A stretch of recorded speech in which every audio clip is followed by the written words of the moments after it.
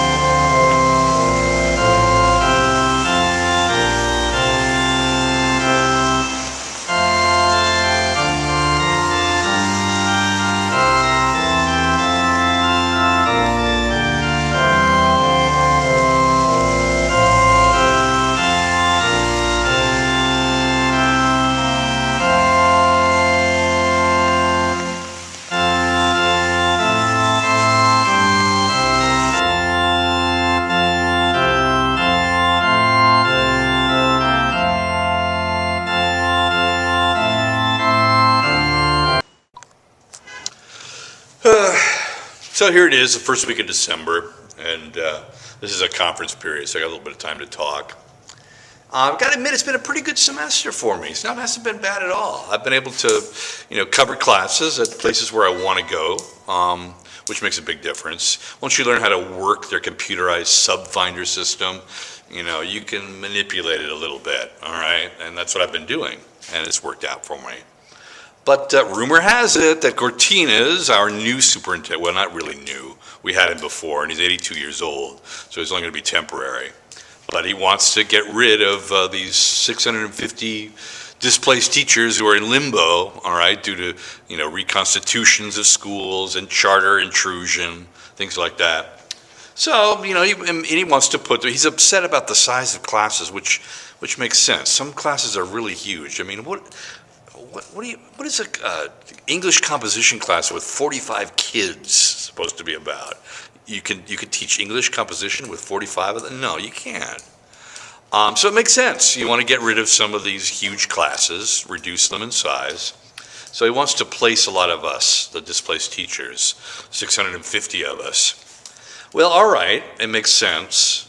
But I'd like to have a say in it, because I've been around and I know certain campuses that I wouldn't mind going to, and I know some others that I would object to. Well, I'm going to turn the magical number in February. Or I could retire early if I really need to, but I'd like to avoid that. It wouldn't be to my advantage economically to do that. But if I have to, I will. So I'm trying to get a head start, maybe call up and email some places that I've been to that I wouldn't mind going to at all. That way, hopefully I can avoid the situation where I'm just shoved someplace. That happened to me last year. Last year was a good year too. But then in May, I got sent somewhere I didn't want to go to, okay? And it's kind of a story I don't want to get into right now, at least on a public YouTube thing. But if you want to talk to me about it, I'll talk to you about it, no problem.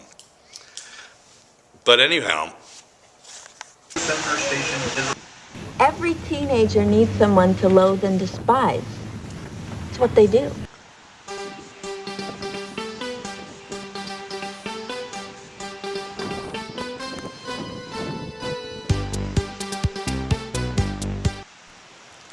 we did get rid of Daisy, all right? That was something that happened this year that was pretty good. We were all rejoicing over that. But the problem is his people are still around, all right? He's got his little minions, and they've got their hands everywhere. Some of these people that have been elevated as, instructional directors and things like that. They follow the line of corporate-sponsored education reform, in quotation marks. What's that all about? Well, I'll tell you. I mean, if you ought to know by now. I mean, this has been a debate that's been in the news for quite some time. Corporate-sponsored reform, it's got these little tenets that they really adhere to. It's some sort of religious conviction. First of all, that you can use quantitative tests to measure everything, okay? And you can give these tests to kids, and how they do on these, standardized tests, okay? That's some sort of a reflection, not on how they did or what they learned for various reasons, but on the teacher, okay? Because that's the only factor that goes into it, of course.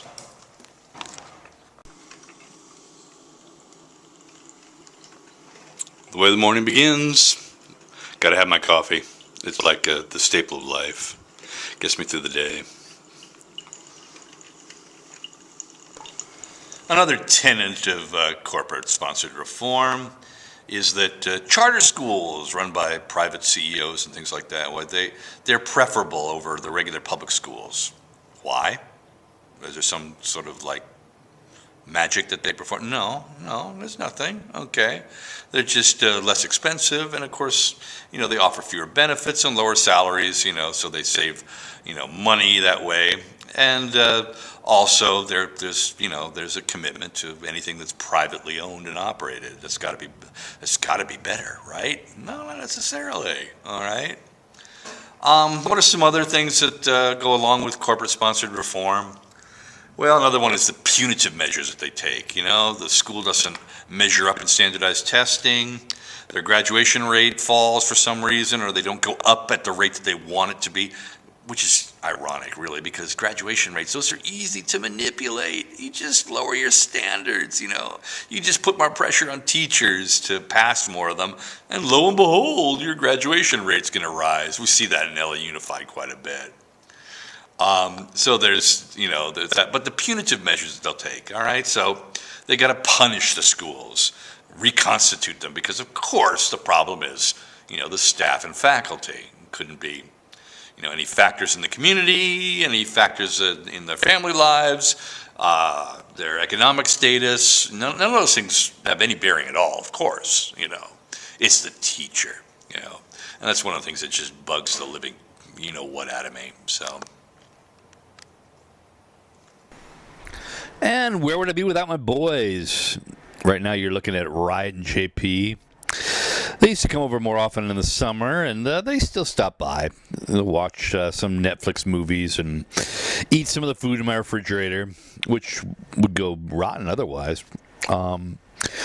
I tell them this, and they think I'm joking, but I'm not, that I'm reaching an age where something could happen to me suddenly, something catastrophic. And if something like that did happen, they might be the first to find the body. So they perform a function that way. But I enjoy having them around, and they add a lot to my own sense of well-being, I think. Who is it? Yeah, there they are. What is that, Kendrick? What is that? This is what I'm going to use, you guys, for my my video that I'm making. I'm making like a video Christmas card, so you guys are going to be in it. That's Riot. This is Riot, and this is Riot is my kid, and this is JP. JP is my kid too. So those of you who think that I'm childless, you're wrong. There he is. I'm a child.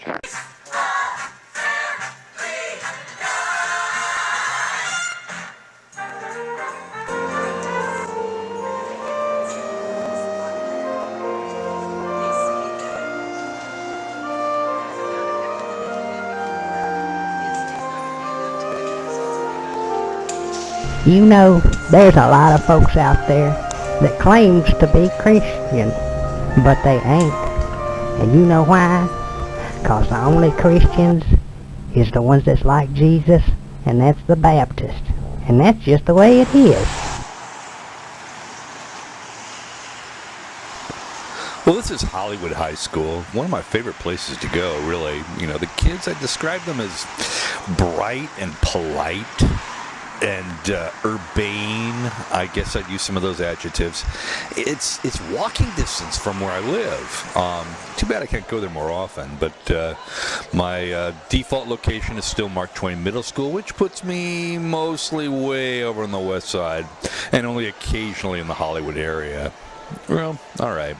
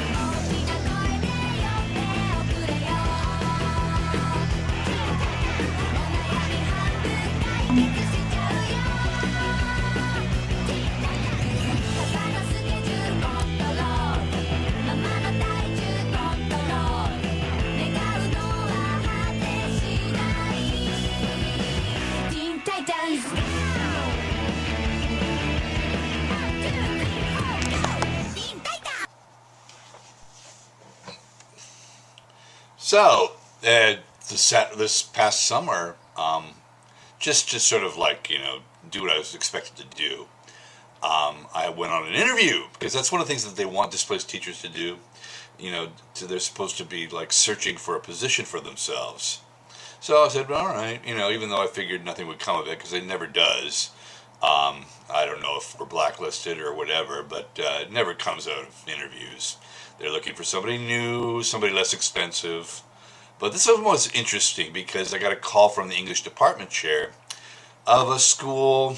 Well, it was a high school that's, I don't want to mention the name since I'm going to make this kind of public, so I don't want to mention the name of it. But it was way over on the west side of the San Fernando Valley, and it had a very good API score, all right? So I thought, well, this should be interesting. It became apparent to me, I think, that she wanted to give, the English department chair wanted to give somebody from Crenshaw High School, an extra in. She wanted to do somebody a favor from Crenshaw High School. I don't know what kind of connection she had to that place, which is funny. I'm listed as being displaced from Crenshaw High School, but I've never been there in my life. Never been to the campus at all. But that's what happens when you have a big dysfunctional district like LAUSD. You have clerical errors there, and sometimes they work in your favor. That's why I've been on the west side. So I went to this interview, and like I said, they've got a very high API score, but of course, it's all, in their minds, it's all due to what, their efforts are, what they've done.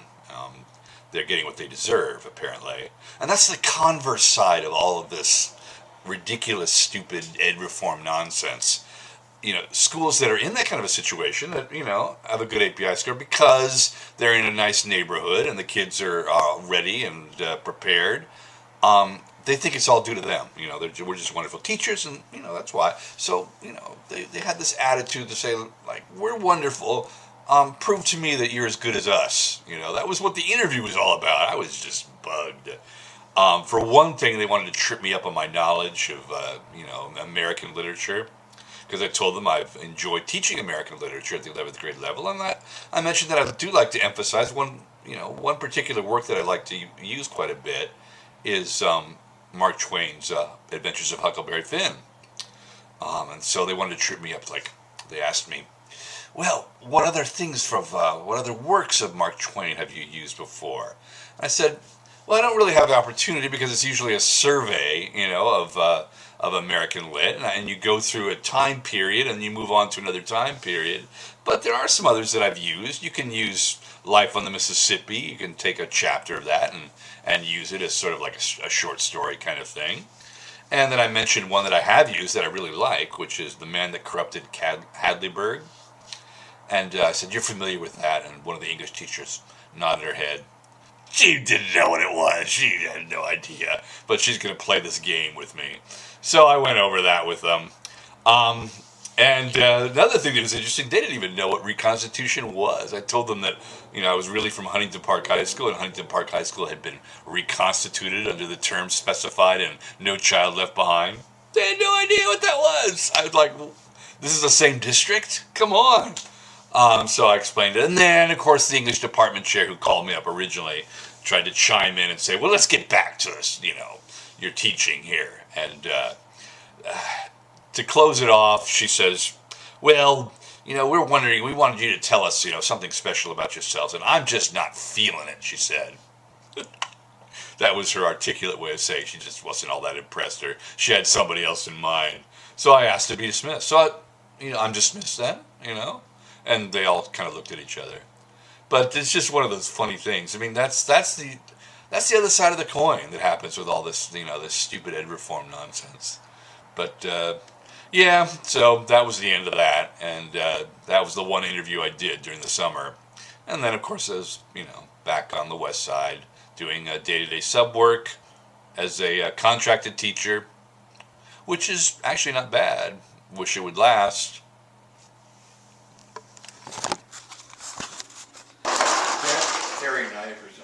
Okay, Mom, what are you going to pack up? I'm going to pack up the iPad, the other iPad, the tablet, so on and so forth. Yeah, we're headed back now to LA. We're at Lake Havasu, Arizona. So this is my sister Donna. Donna?